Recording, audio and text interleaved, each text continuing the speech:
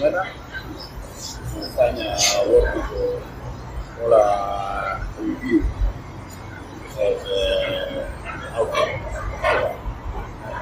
Kama mmejua sisi hatujaridhika na jinsi IEBC kutembea candidate wetu. Because when you are not satisfied with the result and you want a recount, they cannot refuse not to give you a recount. And our request was very concrete evidence about the manipulation.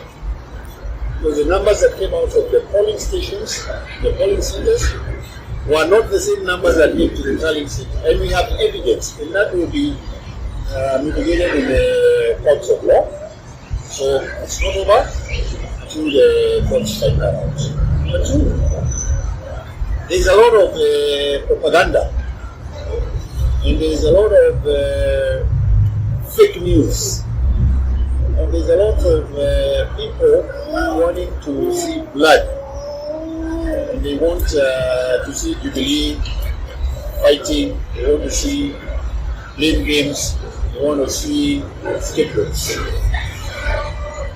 Let me assure you, be very, very careful. Number one, with the fake news.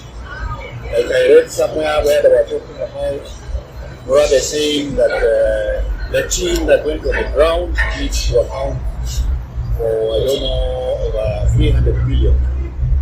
There was nothing like that. If I want to say something, I call the media. Yes, I'm not on those social pages where people fabricate. I have like now 10 fake accounts. So be very careful, and if you get any of these issues coming up, please feel free to call me, call the SG here. We are quite happy to clarify any points that may arise. But I can assure you, these people, they ain't seen nothing yet.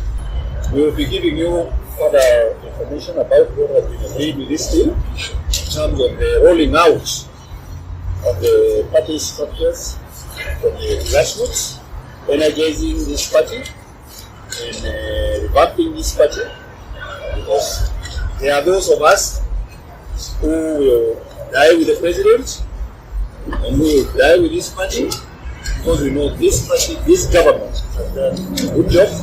And I also want to congratulate this team, because within a very short 3 weeks, they were able to paint and turn Kiambaa red.